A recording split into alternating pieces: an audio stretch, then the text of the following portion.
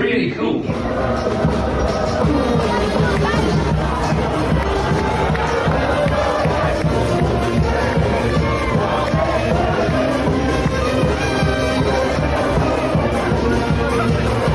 Bonjour, hello and welcome to the Rosbiff Rugby Podcast, your one-stop shop for all things French rugby, top 14, Pro de National, which national teams, Champions Cups, Challenge Cups, and most importantly of all, particularly this week, brilliant towns, cities, bars, restaurants, everything that makes the French rugby experience so exceptional. We're sticking with French rugby. We've both been very fortunate enough to recently return from Italy. Rob, I note that you are wearing a jumper I have not seen before. I'm assuming that is some handball.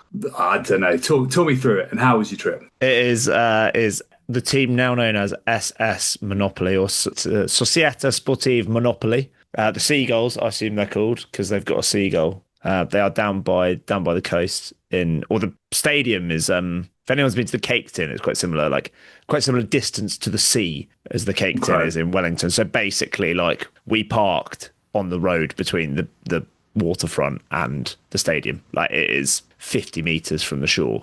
Coastal erosion could be an issue at some point. And actually, it was dead shut. Just walked in. Well, there was nothing there apart from a groundsman mowing the lawn, having a fag while he was doing it. And but yeah, walked around the stadium a little bit and then managed to find this in town. This kind of green, white, bit of black. Green and white obviously being my colours these days with section powwows. But the stadium was it was quite cool. And Monopoly was roughly where we based ourselves. But they are in Serie C. Yeah, quite low down. Kind of, they're doing all right. They got a good away win away at Latina in Rome on Saturday, that must have been. But yeah, I quite like the green and white kit. They had a really cool Joma, some dark green with white pinstripe sort of number was the home kit, which was very nice. But yeah, I'm pretty Joma again. A lot of Joma stuff in Italy I saw. I did also buy myself a US Lecce, who are currently bottom of Serie A, bought a kind of official retro from their 1977 cup run. Ooh. But they have very cool kit. They're red and yellow, but some of their away kit is a very nice white number with red and yellow trim. But you were it turns out in Puglia in southeast Italy, because historically there has been one team in basically the whole of the south of Italy that have done pretty well, was where you were. Did you pick up any Napoli stash? You know what? In the end, I didn't. I was tempted. The Napoli, I mean, number one, I don't think I've ever been at somewhere where an individual is revered quite as much as Diego Maradona. Like, every street corner, every shop, every awning above anything, there's a picture of Diego, or sort of a number 10 shirt, closely followed, or not closely followed by Muck Fratma, Muck brother, Scott McTominay, who is obviously, I think he was Serie A Player of the Year when they won the league last season. And you sort of, 2 years ago, if someone had said to me, you would see the sort of glamorous men and women of Naples wandering around in Scott McTominay replica shirts, I would have said, I'm not sure. I'm trying to think what the rugby equivalent would be. A transfer, and suddenly you'll see everyone wandering around in, I don't know, maybe Stade Francais, who knows? But yeah, really awesome place. Amazing pizza, unsurprisingly, but didn't get any kit. The retros they had were excellent, but they were like knitted. It was almost like sort of knitted polo, which was very cool, but it was also absolutely roasting. So kind of naturally put me off ever so slightly, but they had some very nice, it's kind of like sky blue with I guess it was like late 80s, early 90s. They're sponsored by Mars, and it just looks so cool. But maybe I might be acquiring one from elsewhere. But yes, it was a lot of Maradona kit, a lot of Napoli merch everywhere, and more broadly, a thoroughly enjoyable week. There was in Lecce, so we had kind of an afternoon in Lecce, right down the south. There was a kind of corner, kind of like stall that had basically like 100 Lecce scarves, and yet still had a flag of Napoli and Maradona on it. Like just one flag. Like, it had all this kind of red and yellow Lecce stash, but they still had some Maradona stuff. This is actually the first time I've worn a jumper. I wore my fleece on the flight on the way there and back. But yeah, as you said, it was bloody roasting in Italy. The one place I did go but didn't see this, so Bari is a town of like 70,000 people. Their football stadium is 50,000 or something. It's Oh wow. absolutely. We drove past it at one point. It is no. It's really cool stadium, but it's absolutely enormous. I think probably because they're probably the other successful team in the south. I know Lecce are currently Serie A, but Bari have been bigger. They're currently Serie B. Anyway, we are a rugby podcast, French rugby podcast, like a more extreme version of Oyonnax. Yeah. Yeah. I'd say more like probably more like Agen, actually. Ah, there you go. There you go. So I guess we did, because of these, we probably missed what was, well, certainly from the outset, like some pretty eye-opening or eye-catching, maybe not eye-opening results in the top 14 this weekend. I mean, I think I saw someone, it might have been Robbie Knock actually. We needed 4 tries in that final game to break a record for the most tries per round. And it was something like 2002 or 2001. Was it really? Yeah. And obviously there were, well, I don't know. We're going to have to wait till like November for that game to find out if it was the highest scoring round in top 14 history. But tries absolutely everywhere. And some proper one genuine washout and then a few actual kind of metaphorical washouts. Do you want to start at the end? Some of the footage coming out in the last few days from Toulon. That they were close, they had fans in the stadium ready to play a game is mad, because like I've seen footage of like the underground car park and it is shin height. Underwater car park. It's absolutely insane.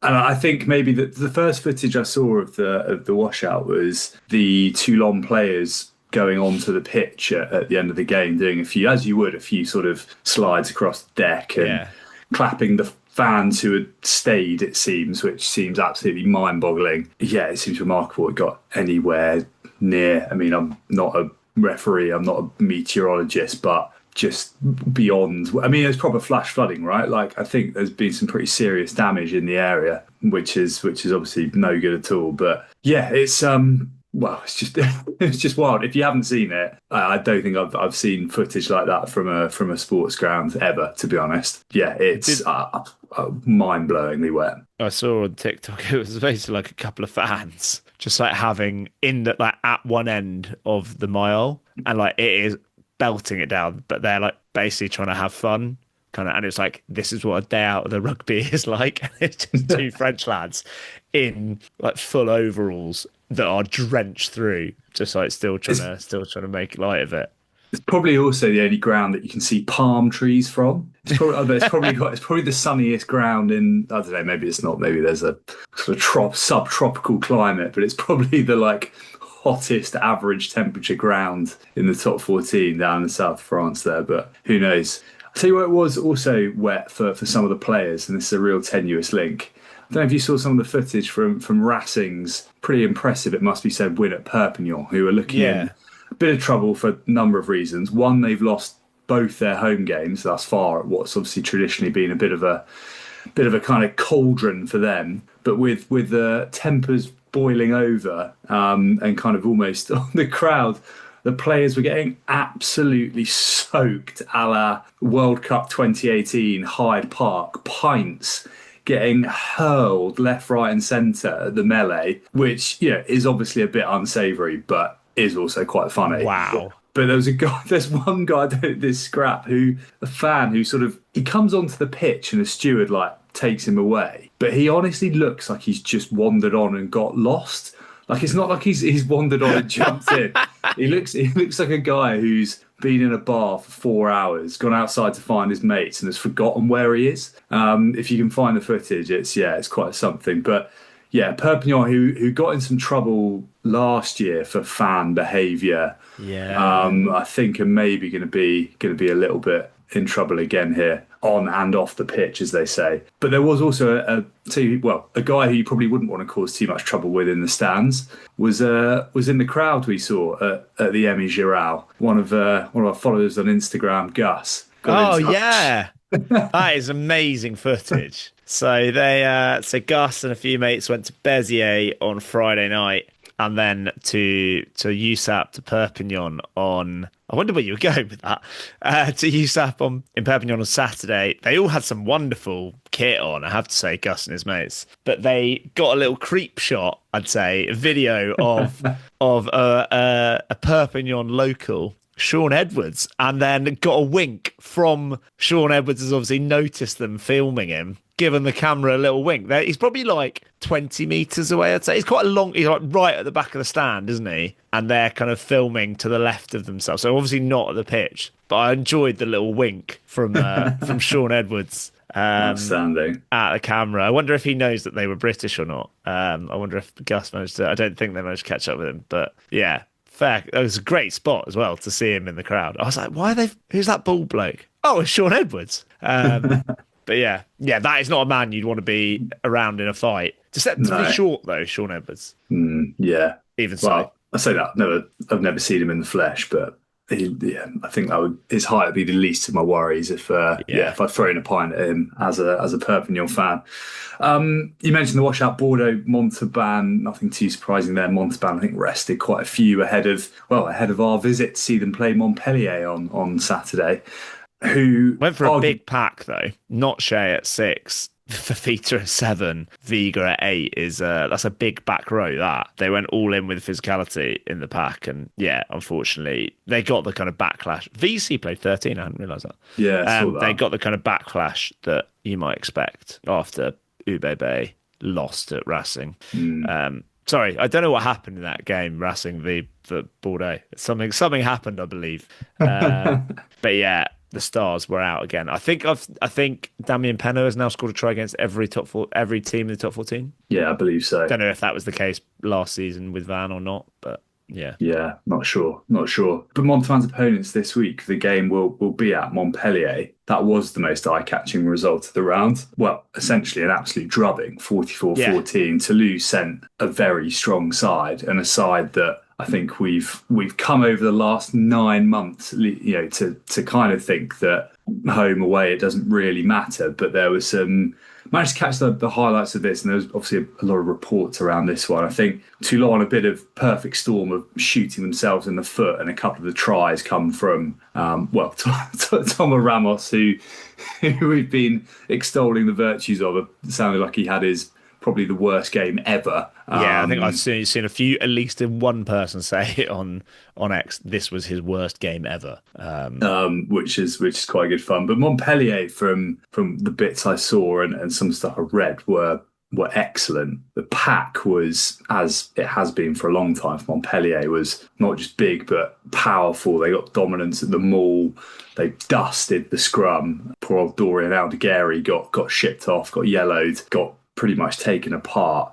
And they looked pretty by a dossier. Yeah, who was a bit mixed bag over the summer, but yeah, it's a big second row, that, isn't it? Challeron, Adam Beard, some pretty decent bit of weight behind it. Adam Beard was Midi Olympique's Player of the Weekend. I saw. Was he? I know. Yeah. I saw he was in the Team of the Week alongside. I know Tom Banks was in there. He scored an absolute worldy try in this one, and there was another Montpellier player who I forget. But the other thing that was interesting, because it's Toulouse are in town, but it's the first time the ground was looking pretty much full, which is not the case, and it suddenly looked like Montpellier were the force of 2 or 3 seasons ago. Both, 9 p.m. kickoff against the big boys, and then putting in a performance like that. But yeah, it's just what the top 14 needs, is another cauldron to play in, even if it is falling apart, as old Moad keeps saying.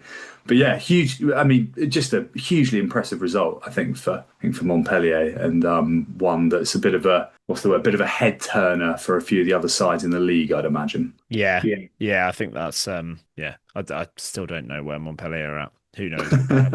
Montpellier, which I feel with a few teams, because like Stade Francais were getting blown off the park at one point, and they've actually kind of come back to get a losing bonus point, but they were getting absolutely destroyed at one point, and that back line at Lyon is looking really quite tasty now. Bearing in mind they didn't even have Nicolo playing this weekend, but the Théo Millet and Youssefa Massi axis is looking very, very nice. And given that they've had 3 and a bit games together, two and a bit games, sorry, is the kind of synchronicity they've got already there is pretty impressive. Yeah.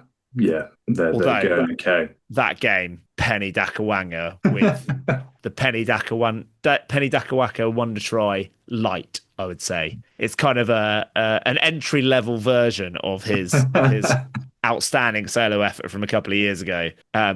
It is impressive because like Gaban Law is really quick, and when Gaban Law is kind of back up to top speed, he's kind of keeping level with Dakawanga, but up to that point, like Dakawanga is so quick. I think he was clocked at 38 kilometers an hour, which is pretty tasty from I can't remember what BLBRA was clocked at in that New Zealand game last year, but it was something around that number. But maybe we try. We might need. I guess to try the season contender already, I reckon. Very possibly. I think we might need a sort of throughout the season, like a kind of Dakawanga, Wine and Golo, maybe even VC sort of piss take index. Yeah. It's been a fun start for outrageous Fijians for sure. Yeah.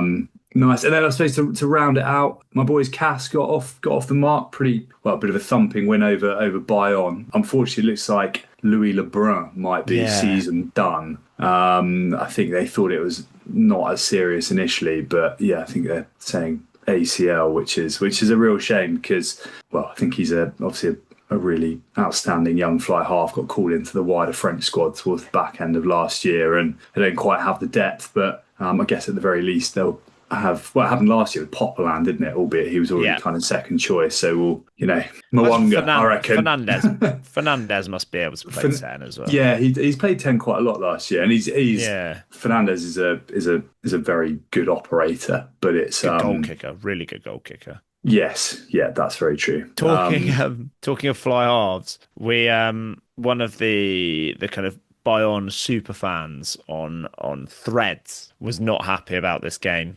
She said, this is a very patchy Google translation of what she said.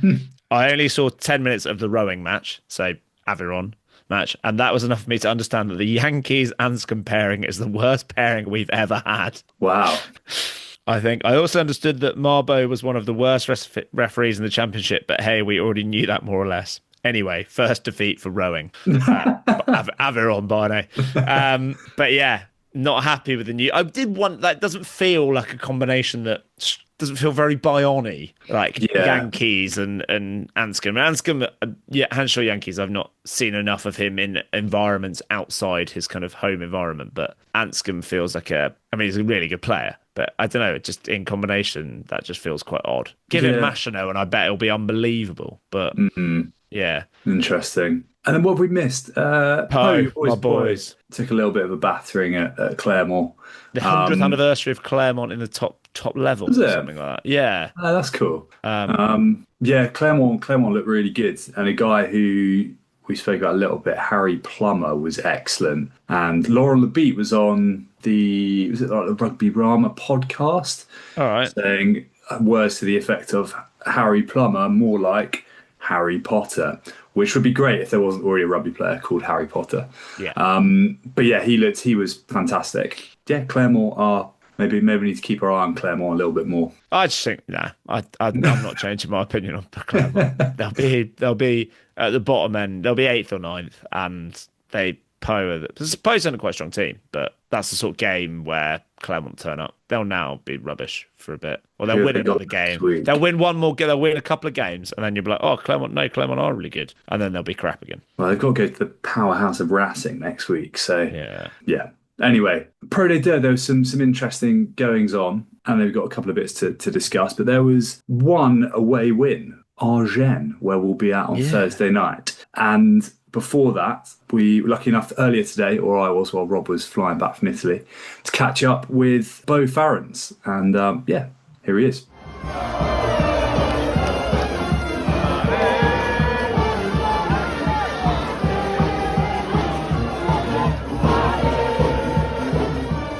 All right, ahead of our first trip to Agen later in the week, We've got a special guest. Delighted to be joined by Agen's Tighthead prop, Beau Farrance. Beau, welcome to the Rosby for Rugby podcast. How are you doing? I'm good, mate. Thank you for having me. Do you know, it's been a long time since I've been following you guys on Instagram. We just literally said it. My brother was the first one to do on these podcasts, so I had to follow up. You have to get the better brother on. Unfortunately, it wasn't the first one, but you know, I had to eventually get me on. There's no other brothers we need to get on, right? It's just the two of you. Yeah, it's us two. Yeah. Cool. All right, nice one. Hang on, which I know of. You never know. You never know. Well, we'll leave that there. But firstly, how before we maybe get into a bit of Agen stuff, you're sort of on the bit of a comeback from pretty serious injury, right? So how are things? How are you recovering up? Are we going to be seeing you soon? Yeah, hopefully in the next couple of weeks, maybe end of the block or start of next block. But yeah, I had funny enough, it's quite a serious injury, but at the same time, it's quite common in rugby. I had a herniated disc and it started pushing on my nerves, which wasn't very pleasant at the time, but everything went well. The operation went well. My rehab's gone excellent, and I've actually picked back up training these last 2 weeks. So everything went to plan. It was just unfortunate, and probably unfortunately a bit of bad timing as well. Just the way the injury came is because at the end of last year, for anyone who watches a bit of Pro 2, Agen was in a bit of a sticky situation. So I was a bit on the sideline while still with the team, but not being able to put my boots on, actually like put on the shirt and fight with the boys to stay up. It was a bit of a hard time, but yeah, like that coming through, everything, every downhill is an uphill, as they say. I'm back on the mend and hopefully in a couple of weeks putting the shirt back on. Who knows? Brilliant. Well, mate, we're looking forward to seeing you back out there.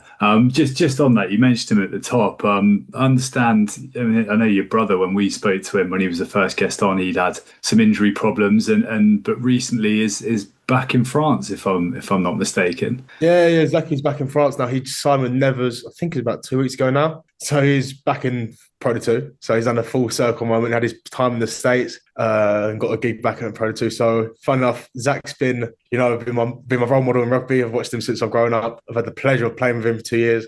And now I've had the pleasure of playing against him, which is very, because for 80 minutes, I know he won't be my brother for 80 minutes, and same for him. Of course, we might have to look at each other on the field, but for 80 minutes, we're going to be enemies, which would be quite strange. But it's all love.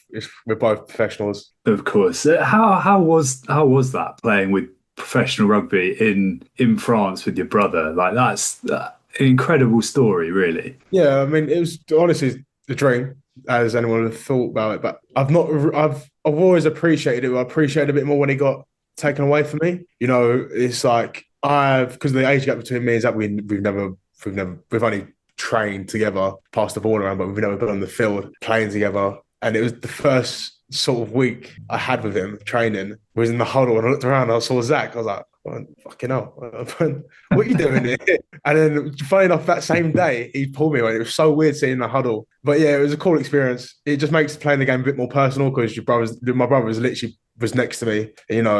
I feel like if someone hurts your brother, that gets you back wild, gets you wound up a bit. So you play with that extra edge. But yeah, an experience. I had some good experience with Zach. We lived together in the same house I'm still in, so I've still got the good memories. So yeah, for 2 years we lived, breathed, and worked for each other. it was cool because I didn't live with Zach Zach left home when he was 16, so I was 11. So from 11 to 20, from near enough 10 years, I never lived with Zach. So to get that, just obviously the playing experience, but actually have my brother in my life 24/7, which was pretty cool. We done a lot of cool stuff together. Played rugby and we went out partying and then went on a holiday together. For 2 years it was the dream life. Yeah, that's awesome. That's amazing. That coming from, is it Hayes or sort of South London, Kent, and nothing Agen together. It's pretty cool. Yeah. So both from Kent, Swanley way, if anyone knows it. I went through that way from two boys from Swanley basically, and then ended up playing in professional rugby together, which is never. Some people won't be on their cards, but we managed to do it, which is quite cool. Yeah, and so how did winding it back, because you've been over in France a little while now, and from if my research is correct, so how did it come about for you? Because as you say, it's not the most obvious step. Yeah. So do you want me to wind back the clocks all the way back, or just to me getting out of France?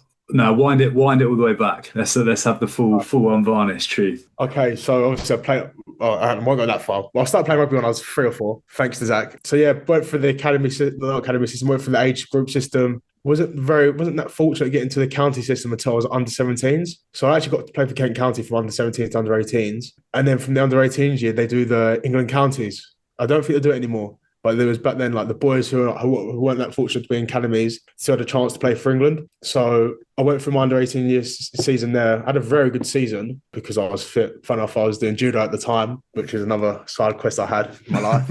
So got the under 18s, county under 18s, went on tour to Ireland, which was also in 2 weeks. I'm still very good mates with some boys now. Funny enough, I played Ollie Chesham. He was my captain under 18s, good lad. And then my brother was in Oyonnax at the time, and I had never had nothing back home, and I always wanted to be a professional sportsman. I knew nothing else but that. So Zaki spoke to his coach, who was at the time leaving Oyonnax to go to Angoulême. I was like, listen here, my brother's just played for England under 18s counties. Can you take his clips and just pass them on to the academy coach, or look yourself? And would there be an opportunity for him to come out?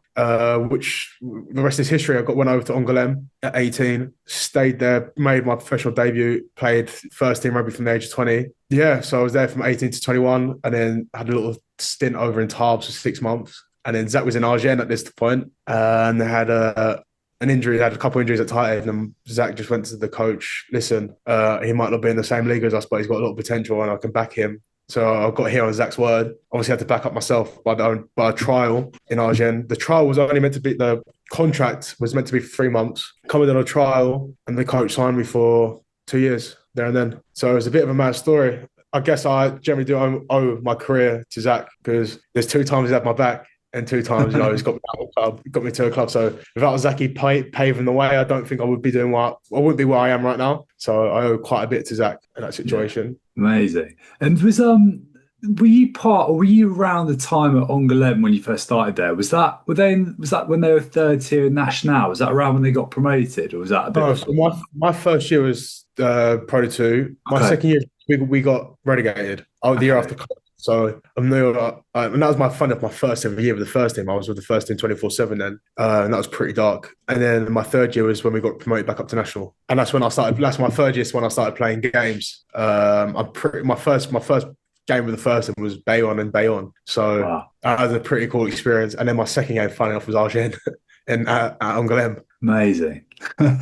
Funny how these things work out. That's incredible. Yeah. And you mentioned as well, you spent a little bit of time at Tarbes, which is also going back many a year, like pretty proud club, as I guess kind of Agen is now, maybe not quite the same stature. But having been, a few of the guys we've had on have sort of alluded to maybe, and they played at National or like the lower echelons of Pro D2, maybe there's a few characters, a few interesting things that you see, particularly coming over as an Englishman. Is there anything that sort of sticks in the memory of sort of Toul France tales that you're thinking, like what was that about? What, in Tarbes or just in general? Well, just in general, but there's a lot of the French have got their way. I'll put it that way. But especially in that third division, you get some. I think if you look at it now, there's some. International boys who are playing international rugby going down to the third league. Especially if you look at that Nice team right now, it's pretty stacked. Yeah. When I was at Tarbes, I actually played with a guy called Alofa. Played at Quins for years. I think he played at Quins for many years, actually. Played at Bayonne, class player. So yeah, like in the lower, especially like people don't really understand how deep rugby goes in France. They've got 3 professional leagues out here. Like national one's completely professional. Boys might not be getting paid a lot of money, but there's boys who finish top 14 and still want to play. They just shut down to that national team, and it's a very competitive league. Yeah. We went to our first game. I went to see Perigueux play last year. And it was pretty serious fare, considering, as you say, like it was our first time we'd really ever seen it, like driving rain. And they had a few English guys actually. They had like Max Green and Nahum Merrigan were playing. Zachy knows Greeny quite well. They played together at Jersey for a bit. Ah, nice. Greeny once, he's a good lad. I'm funny enough, Perigueux, I know the number 8, Afaramosa. He played in Agen for a bit. Okay. I think he's got a couple. He's played for Samoa for a couple of times. So like, it's a very stacked league considering boys we've got caps and stuff. Yeah, amazing. I suppose so bringing it up to now. Obviously, you haven't been involved just yet because of injury, but fingers crossed, not too far away. It's been a brilliant start to the season for Agen. Like mentioned it at the top, you were injured at a time when they were struggling. It was frustrating, but obviously early stuff. But away win, three wins. They showed on they've been streaming the Thursday night games on YouTube, and we watched the game against Grenoble and thought Agen looked superb. So I'm guessing things are feeling slightly more optimistic than perhaps a few months ago. Yeah, I mean, I don't know if you might have seen it in the news, what happened at the end of last year. What really happened at the club, we had quite a big, us as the boys, we took quite a big responsibility, and we made kind of I don't know if you've seen it or not, the coach ended up moving on. But yeah, like and we had a new head coach, Mauricio, who was the head coach of Provence, and he's had quite a positive impact on the team. He previously coached Agen, right? Yeah, he coached Agen. How many years ago now? I don't know how many years ago, but yeah, he was a coach. He coached at Agen for about 3-4 years. So he's known to the club, and so far, like you said, we've had a good sort of first block, and yeah, we'll see how it goes. See how we continue. And what was it? I mean, obviously, I'm not expecting you to to fully spill the beans here, but like you're saying, at the end of last year, there was like I don't know what the right word is, but there's clearly significant player involvement. Like, how did that, as far as you can tell us, like how does that pan out? How can I put this? Might need some time. Might need some time to think about how I can work this. Put it this way: it's what us as professional rugby players want out of a team. And when we feel like we're not reaching it as a maximum as a team, then like obviously there's a lot of discussion goes on behind closed doors between boys, between coaches, and as a whole, as a team, as a unit. Yeah. Because like in France, you're not just playing for a team; you're playing for a city. Yeah. Like enough, Argen's one of them towns which is rugby's Agen. Agen is rugby. They love it here. So yeah, sometimes, for example, it was kind of when you was on a bit of a bad streak last year, it was kind of hard walking out your house and going to the shops. Yeah, you feel like you got lasers in the back of your head all the time, so you just kind of go in, get out. You don't really want to go out much in town because you don't want people to see you. So yeah, it was a bit of a dark place. So I don't know how much you know about it. Tell me what you know about it, and then I can kind of judge it. Well, the only bits I've read, mainly at the start of this season. I can't say I was that aware of what was going on at the time. Rob maybe was. I can't speak on his behalf, but I know with the previous, reading some articles, like the sort of previous coach leaving and a few footnotes basically saying the sort of players spoke to the president and kind of got their way. Whether that could be total bollocks, but yeah, that's roughly what I've read. Yeah, you've read it right. But hey, like I said, we're professionals. If we feel like we can't do it, feel like we're not getting the best out of ourselves, then a lot of self-evaluating goes on. Yeah, of course. Yeah, and then like we want to come in, we want to be winning games. It's not, I tell you now, it's not fun coming in after losing a home game by 30 points. It's really not fun, and as being players, your life kind of depends. Yeah, of course. Your rugby decides your mood. So yeah, I mean that's all done now. Like I wish no one but the best. Who obviously coaches left, boys left. You just wish nothing for the best of them, because at the end of the day, everyone's human. Like unfortunately, you're not going to fit in everywhere. A coach is not going to like everyone. A coach is not going to be liked by everyone. But at the end of it, you just shake each other's hand. You go, I wish for you the best, and hope in life they can get on. Yeah, of course. And well, it's awesome to see like how it's been, say, early stages, but it looks like Agen have played some great rugby so far this season. A guy I'd be interested just to talk to you about, who's quite maybe one for the sort of rugby nerds, Craig Willis, going across from Ealing. He's coming at 10. Obviously, because your previous 10 was Billy Searle, right? He's gone to Leicester. And the bits we saw of last year looked like he was, obviously a really class operator. How's it been having, at least in sort of training or from afar, like having a new English 10 in? Jack Morden's your first choice 9 as well, right? So you've got that kind of English Rosbiff axis, I suppose. But it looks like Willis has made quite a big early start. Yeah, he's doing well, Craigie. He's adapted well. But it's like rugby at the end of the day. Like the only thing that's different is the language. If you know how to play rugby, you're going to fit in anywhere. Which like Billy did last year. Billy's an excellent 10. And Billy left. He's gone to something bigger and better, which is great for him. And Craig's come in and filled his boots quite nicely. Craig is a class player himself. you know, he's been at rugby, he's been at the top level rugby as well. So, you know, you just kind of say you don't expect nothing less from Craig, to be fair. Or a boy coming in like with the experience that he has, you know, he's a class player. Plus, he's a good bloke as well, which is, you know, makes it much easier. Yeah, you know, he's a good person. He's a funny bloke. We get along well with him. Nice. And are there any guys in that squad currently that maybe, I don't know whether they're sort of young guys, French guys, new signings this season that from afar we should be keeping an eye on, that you look at and go, this guy's someone to look out for in the future? Yeah, all right. To be fair, I've got a couple of names for you. So our number 8, who's French, Val Giroud, he's currently injured, unfortunately, but you know he's nominated for Player of the Year. I'm pretty sure Breakthrough Player of the Year for Pro 2. If I'm not wrong. And you got Julian Lebion, who you know class back row as well. We got Thomasy. I'm going to butcher his last name here.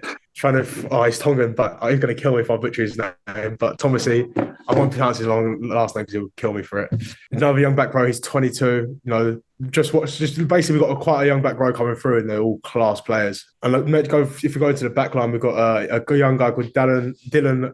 I'm going to butcher his last name as well, so I'm not going to say it. But he played 14 for us last week, and made a try-saving tackle. If you actually look on the Agen page, he's actually on our Instagram page, and I think he backtracks around about 80 metres and just stops the guy from scoring. So, you know, class player. We've got another young back row coming through who's only about 21, Enzo Siriusol, French guy. And we've got a 9 coming through, Andrea, he's going to be class. And Mathis Jean, who, you know, he's been starting for us on the bench at 15, and he's done really well. Give him his due, he's done really well. Nice. Yeah, I'll be honest, last week after we watched that the Grenoble game that you guys won pretty comfortably, I definitely butchered your man Tomasi's name as well. He was wearing 7, I think, that day. He was awesome. Yeah, he's really good. The amount of progression he's made is amazing. He's just a freak, like standard Tongan freak of nature in the gym, on the field. And, you know, he's just funny. So he's a very good mate of mine as well. Get along with him very well in the changing room. Awesome. You sort of alluded to it a little bit earlier. The playing somewhere like Agen, with the way, you know, essentially Agen and the club and the town are so,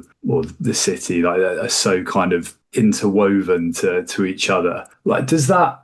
I'm guessing the flip side of the pressure that puts on is that when things are going well, it must be a pretty amazing place to play. Has it evened out over your time there, or have you sort of had, as you say, lasers in the back of your head most of the time going to get a croissant? No, it does even out. Like, you know, you obviously get the supporters, and you get the real supporters who are behind you no matter what. But I've known some good times. My first year here, we got to the quarter final, and it was a place to be. Do you know what I mean? Everyone was happy. Stadium was always pumping. But at the same time, I've known it for its not so good times, like, you know, them days when you walk to the bakery and you got a laser in behind you because, you know, someone's recognised you, and you're that geezer who lost on the weekend by the rivals. Do you know what I mean? So yeah, when it's good, it's good. When it's bad, it's bad. But you can understand why people pay to see us play. People save up all year for a season ticket just to buy one, so they can watch the home games. So I like it.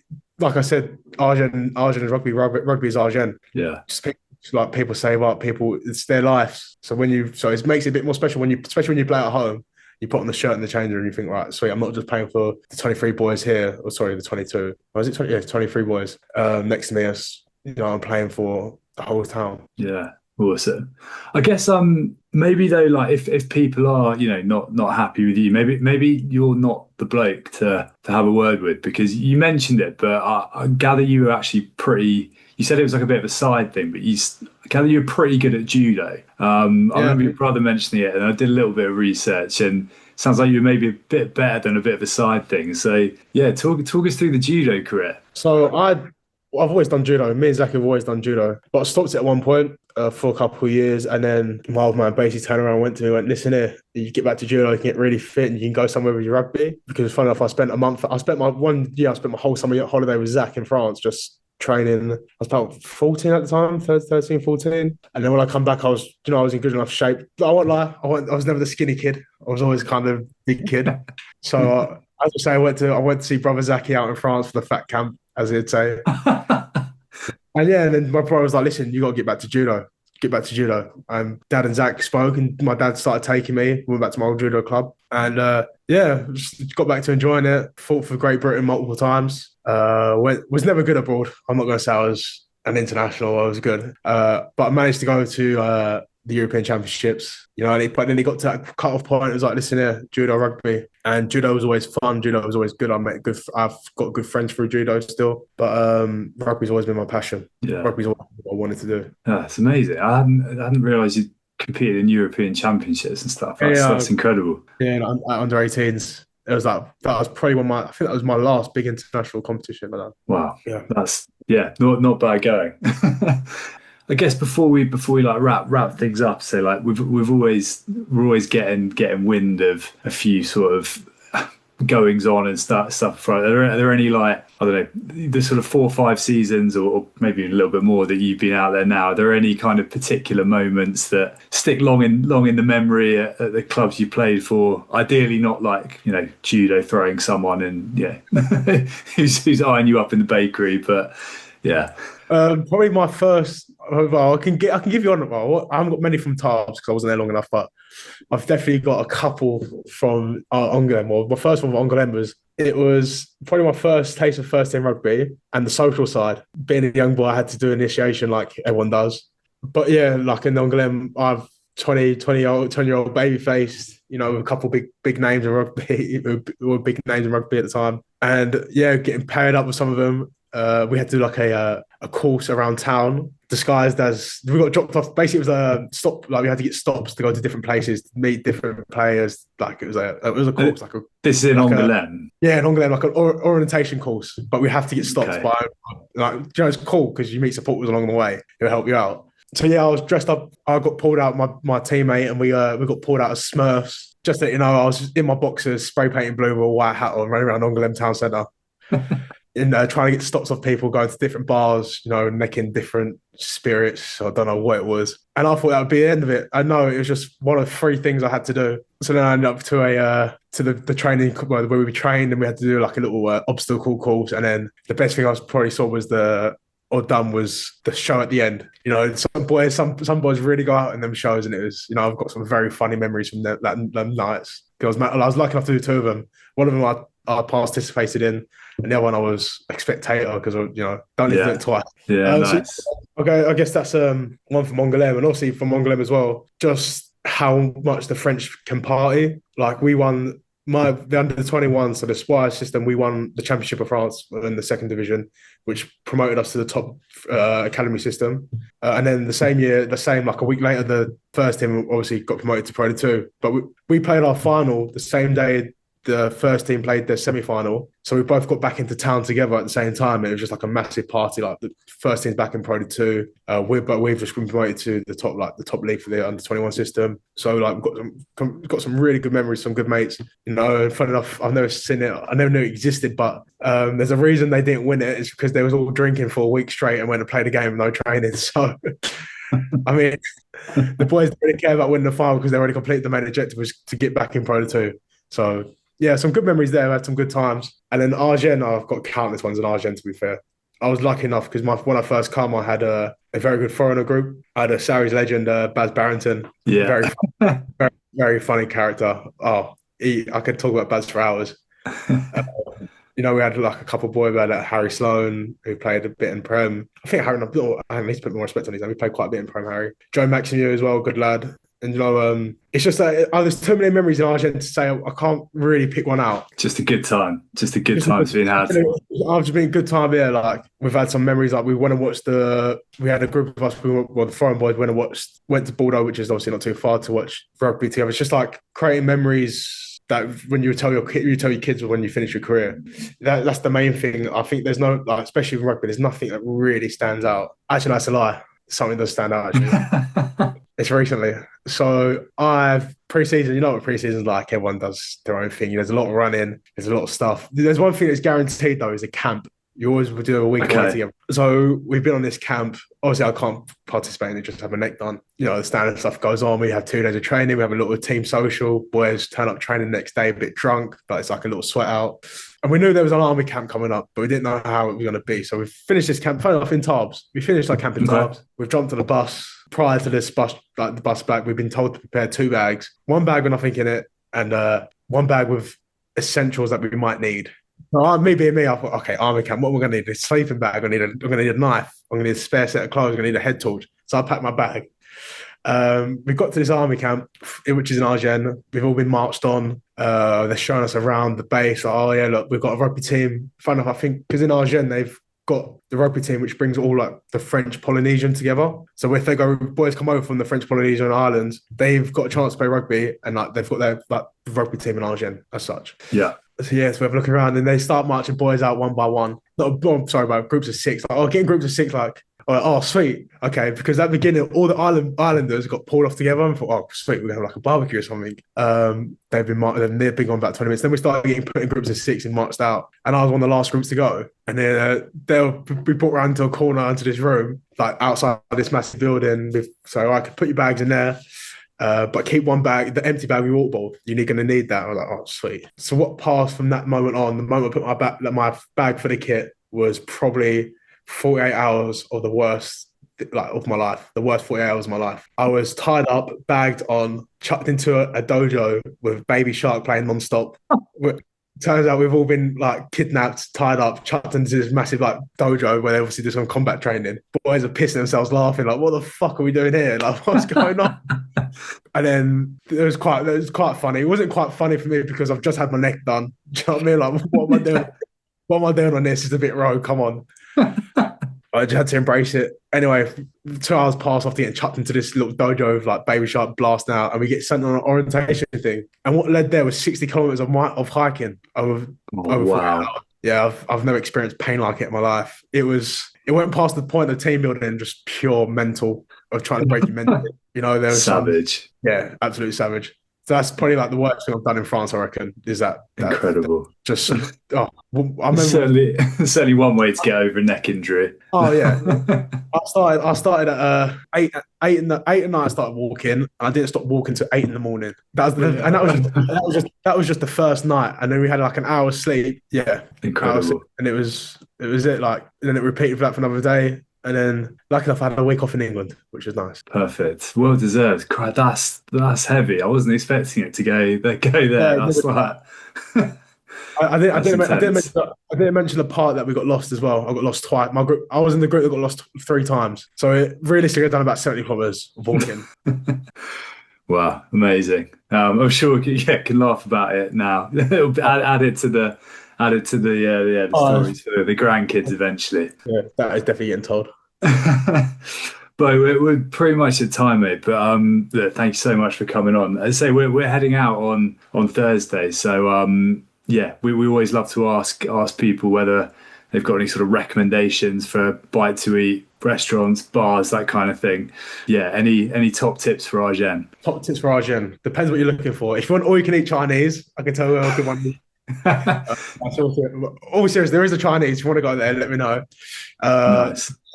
So I'll say there's one main bar, which is Lindy. It's in centre of town. You can't miss it. Everything's in centre of town of Agen. Top restaurants, I would say Valentina for a great pizza. Nice. Mama Lova for a great Italian. I've forgotten it. What was it? Went to it the other day. But basically, there's a strip. There's 2 strips, and one of them is full of just lovely French restaurants. So if you want a bit of French food, you would find the strip. It's quite easy to find. It's literally centre of town. Perfect.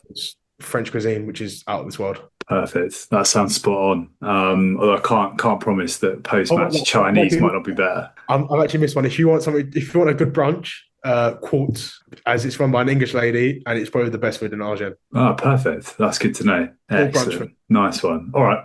Well, we'll hopefully scout a few of those out later in the week. Beau Farrance, thank you so much. It's been pleasure to have you on. Obviously buzzing to see you out back playing for Agen very soon. Maybe catch you on Thursday if you're about. Of course, mate. Nice one. Thank you. We'll see you soon.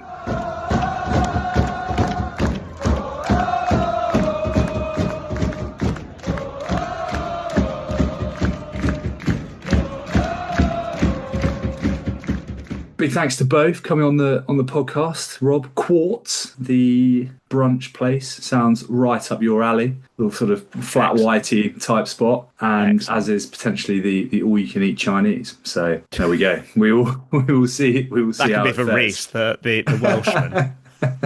Reese, our Agen supporting Welsh friend, is quite a big fan of Chinese, actually. So yeah, bit of fusion food. But yeah, Agen, great win over Carcassonne, held out at the death. Where do we want to go? Because there's in terms of Agen, they are joint top of the league, which is very good. But I do think they've had quite a favourable set of fixtures. Aside from, on paper, having Grenoble, well, they had Grenoble at home. But aside from that, they've had a pretty favourable set of fixtures, having Carcassonne as one of your away games, having Mont-de-Marsan as one of your home games. And also they went away to Nevers and got absolutely pumped. So I still got to win them though, haven't you? Yeah, you got to win them. Yeah, fine. Still got to win them. But I think the Grenoble performance a couple of weeks ago was impressive. I think that made me think that actually there's maybe a little bit more going on here. But Grenoble were pretty sticky against Nevers. They weren't, and that was a much stronger side that they had, a much stronger backline, and they still looked pretty sticky. It wasn't just, it was good players doing quite poor skill execution, really. The team that are joint top and ahead on points difference, which shows that they are slightly more impressive than Agen, is Colomiers, because I would say also a relatively easy set of fixtures, but the away performances have been more impressive. I know they didn't get anything away at Oyonnax, but that's a pretty good result. They also got a good win away at Mont-de-Marsan, which is not an easy place to go. So I think Colomiers, and the fact they've racked up some points on some teams, is pretty impressive. I do still think, because Aurillac were top 3 going into that round as well. I do still think talking of that early season fixtures, the strongest side is Van. They have had arguably the toughest set of fixtures you could get.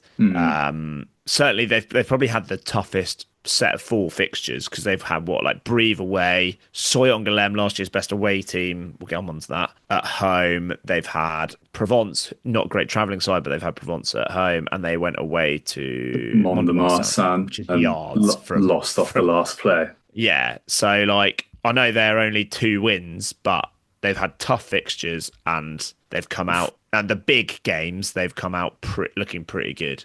Yeah. We kind of thought that Provence might be a bit crap away from home at their place. I didn't expect them to be quite so crap with that team. So they went strong. It was Finau, North, Drouet was at fullback. They had Rodder, Taufifenua played. And some of these guys played a lot of game time as well. Yeah. Similarly, Brive, I think, there's a bit of questions there. I think the fact that impressive to come back to 20-all away at Biarritz, but to lose 41-20, and all of Laws, Cooney and Bosch played the full 80, and they still kind of collapsed really away at Biarritz. I think Biarritz were pretty good, but that's not great signs for Brive, I don't think, because that was nowhere near as weak as some of the sides they send normally away, and the fact that your 3 big money players played the full 80 suggests that they kind of wanted to stick into that and win it, and they've come away getting kind of quite humbled, really. Biarritz got a bonus point, so don't quite know. Other than Van and possibly Colomiers, there's no kind of runaway success, I don't think. Yeah, the other team in that we previously had, and it's obviously such early stages, but in that mix was Oyonnax, who contrived to lose again So they've won 1, lost 3, and all 3 of the games they've lost off the last play of the game, which is a sickener, really. And it kind of makes me think, well, actually, perhaps given 2 of those defeats were away from home, is maybe actually they're doing something okay. But that is, they are a combined 90 seconds away from being 4 from 4. And twice now they've been done on a driving maul off the last play as well. But fair play to Dax for getting over the line in that one. Some pretty wild scenes to then you look at the table and they're on 0. So which feels a little bit unfair with that points deduction.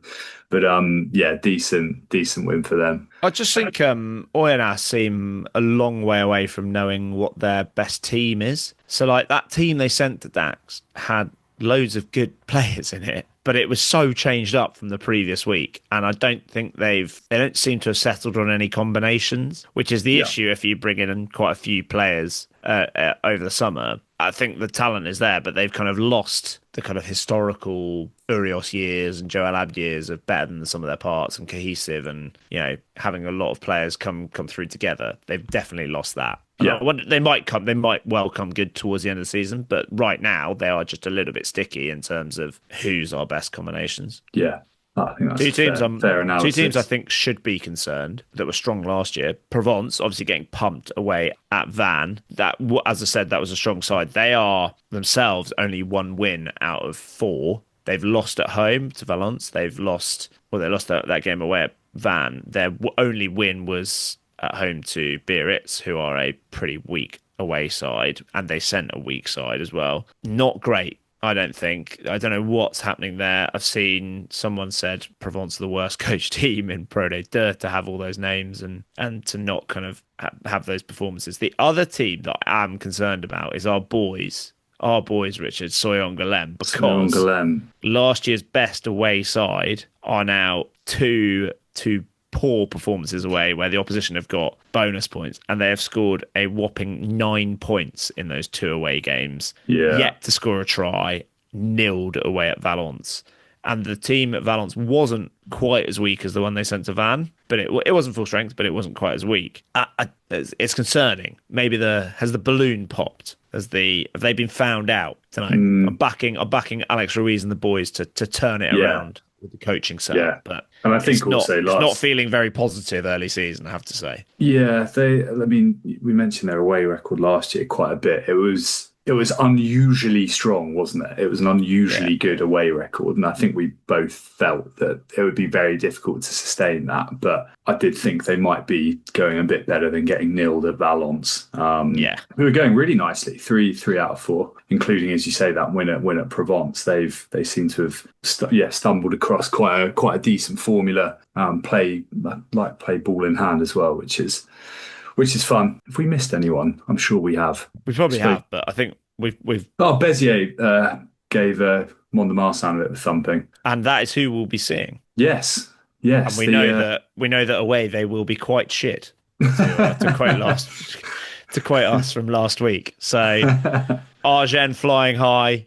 I look forward to them putting 50 points on Béziers as Béziers roll over away from home. See. Who knows?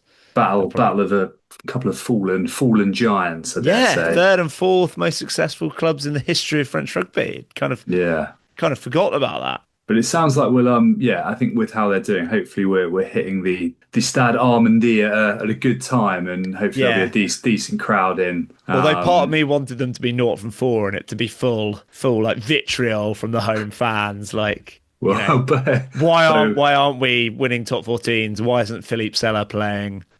All of that. But Bo was saying about the daggers in the local boulangerie. So but no, it should be fun. Looking forward to it. It looks a really cool stadium as well. So very excited. All right, how do we want to round out? Or do we just need to go and pack?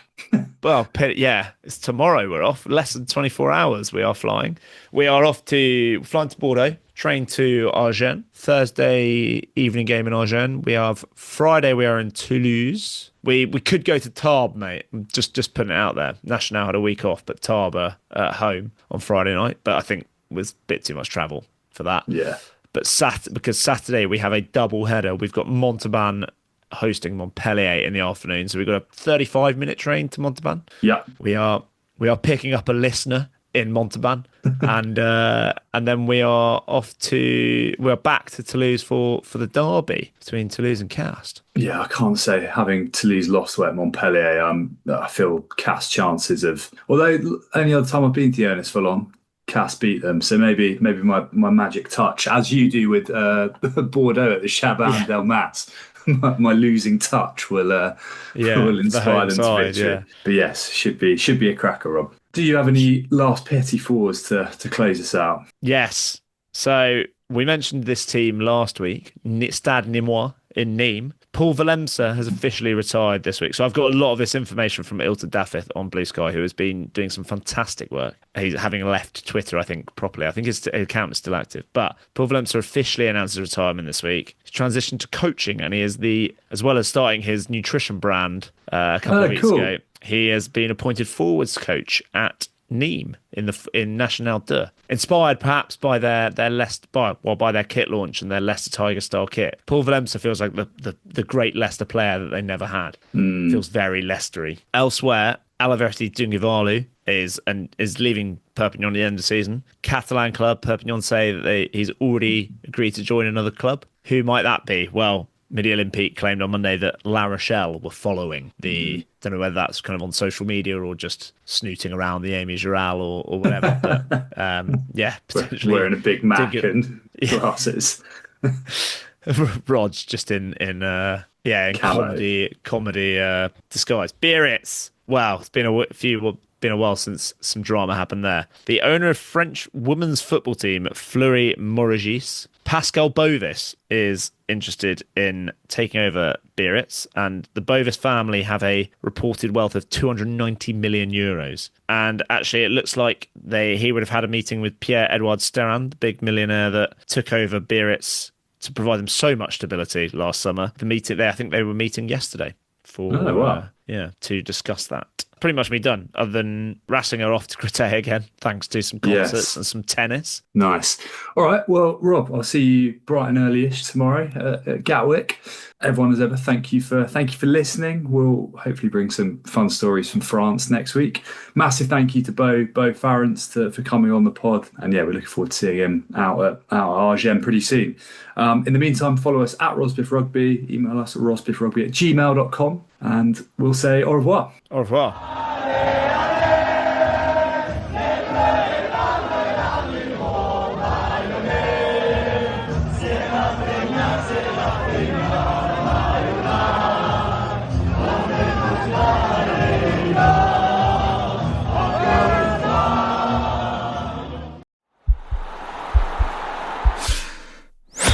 This podcast is part of the Sports Social Podcast Network.